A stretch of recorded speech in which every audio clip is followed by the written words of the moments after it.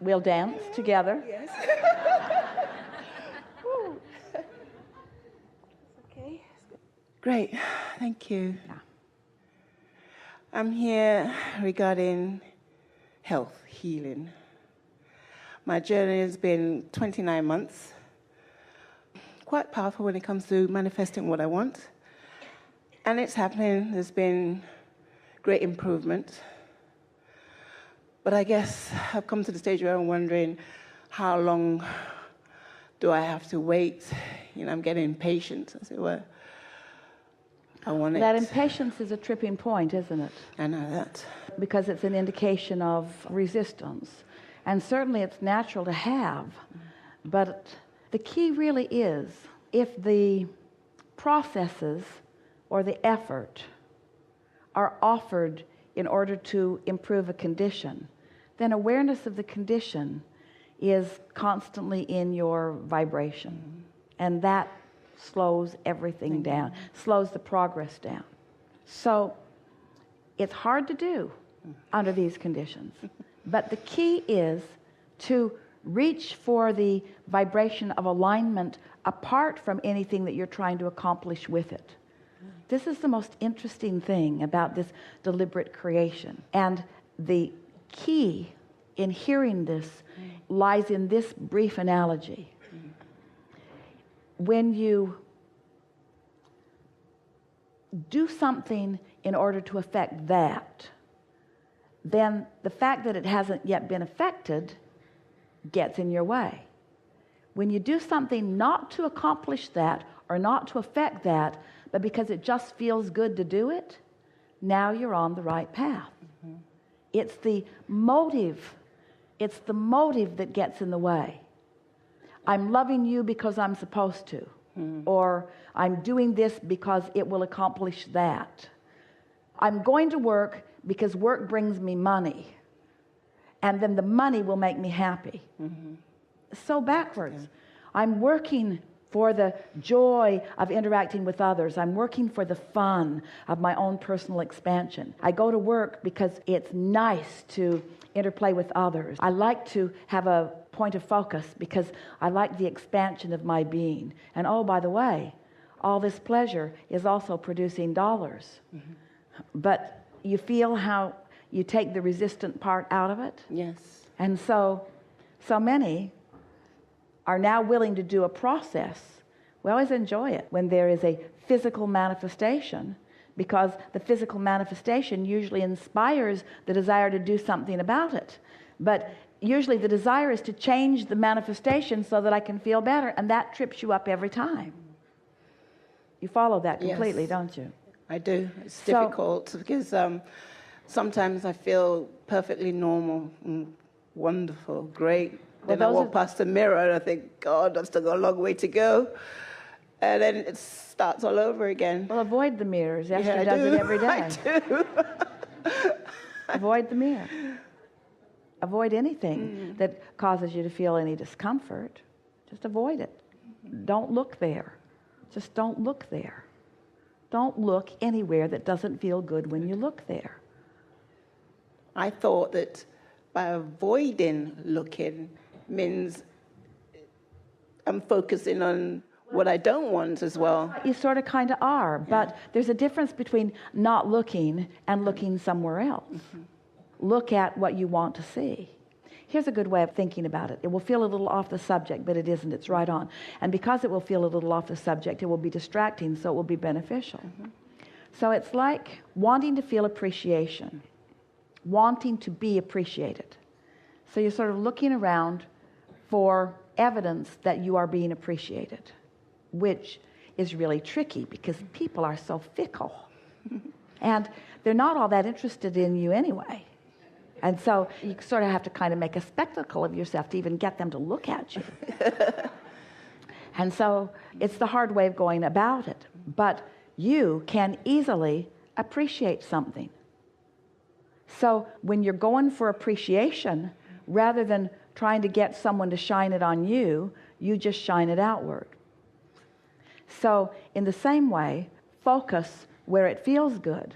Don't try to take the subject that doesn't feel good and make it feel good. Just focus where it feels good. Focus on what feels good. Focus on what feels good easily. And let the universe show you how quickly it responds to that. How quickly it responds to that. Okay. We were talking with someone many years ago on the telephone. Esther was doing consultations in those days. She had much more time than now for that.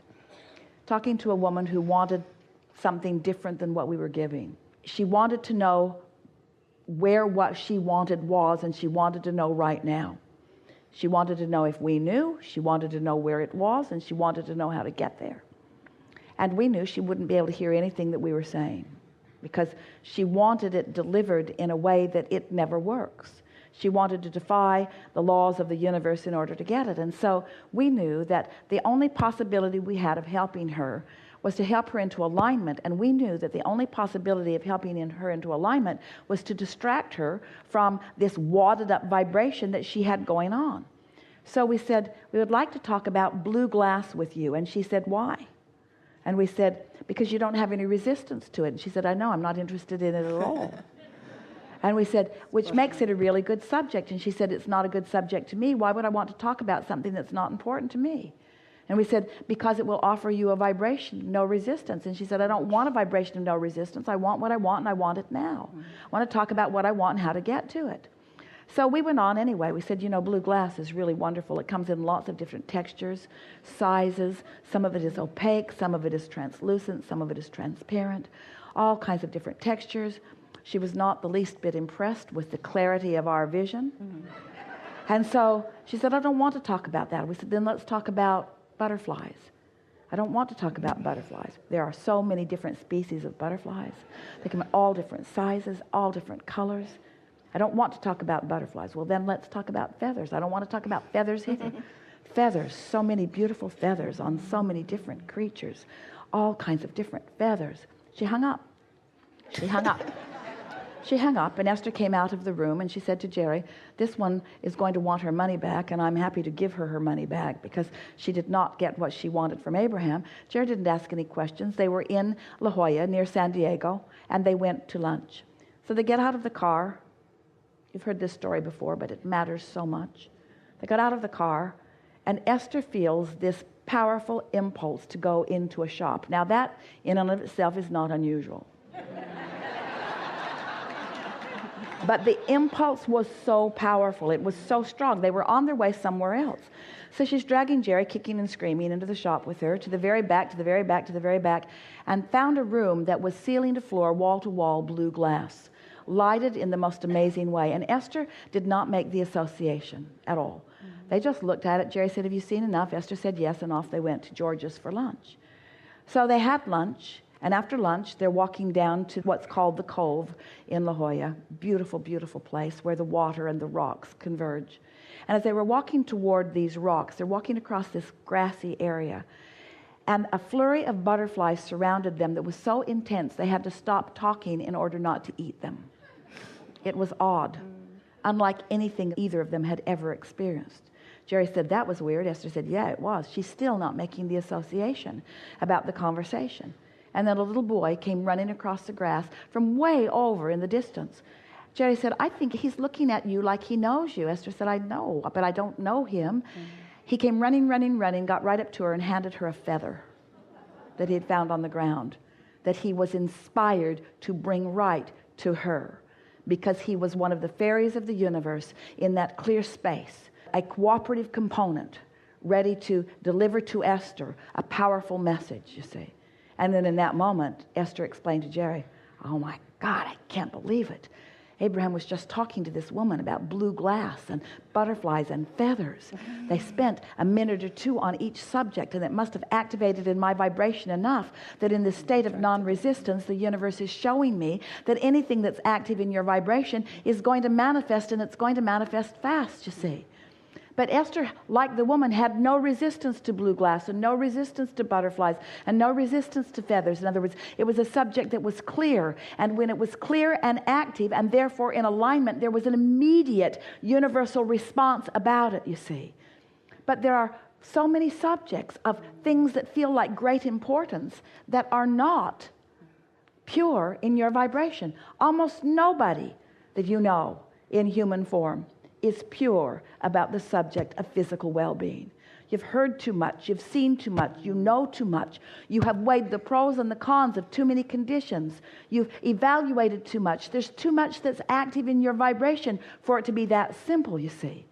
But sometimes when you powerfully want something, your desire can override your belief if your belief is soft enough to allow it, you see. You have to distract yourself from hindering beliefs.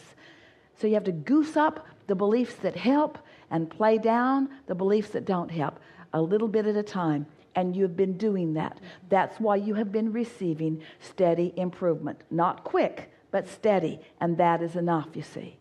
But when you grow impatient, in that feeling of impatience, then you're shifting a little. In that feeling of impatience, you're introducing more of the contrary thought.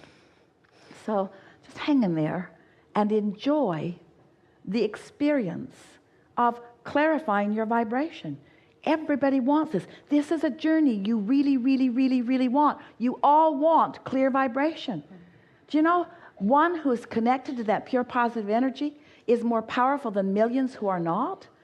And do you realize, you don't quite yet, but you will, how simple it is to offer a singular vibration. All you got to do is stop doing the but part. You've been trained to weigh the pros and the cons and the pluses and the minuses. So many people have been clamoring for your agreement with what they think and your desire to please them by giving them agreement with what they think has got all of you full of split energy. Don't you want to say to the next person that tries to convince you of something, hey, pretty happy in my thoughts about this? What are your thoughts about that? Well, I don't think I'm going to tell you because I sense a conversion coming on. You sort of have trained each other. It comes back to what we were talking about earlier about appreciating rather than being appreciated. In your caring how others feel about you. I stopped caring. Isn't that a wonderful thing? I did. Isn't that a wonderful thing? I had to. Really? Survive, yeah. Really? I had to stop. Really? Had to stop. Are you saying to us that you created a situation to give yourself the greatest gift that anyone could give to anyone? I sure did. I had to. I didn't have a choice. Are you saying to us that you put yourself in a situation where you had to give up something that wasn't serving you? Good job. Mm-hmm. Good job. And despite all of this, it's the greatest gift. I'm a happy bunny. It's believe it or not, I'm really happy. We believe it. We believe it. Because I know it's going to end. Yeah. I know it just is. I don't know when it's going to happen, but I know it's going to happen. Doesn't matter. The greatest gift that you could give anyone or yourself is the gift of freedom from caring what others think. Because when you care what they think, it splits your energy. And when it splits your energy, you're not mating with your soul. When you're not mating with your soul, you're not experiencing that unconditional alignment. And when you're not experiencing unconditional alignment, there's some degree of negative emotion, so you're not free. Because the only thing that you're trying to get free of is resistance, you see. We think you're in the perfect place. We think you're having the perfect unfolding. We think you've helped everyone understand it more clearly. Wow. Yeah. It's good to get that confirmation. Yeah. Thank you. Yeah. Really good. Best not distracts Esther, sort of shakes her out of her. Thank you. We won't hug, we'll dance.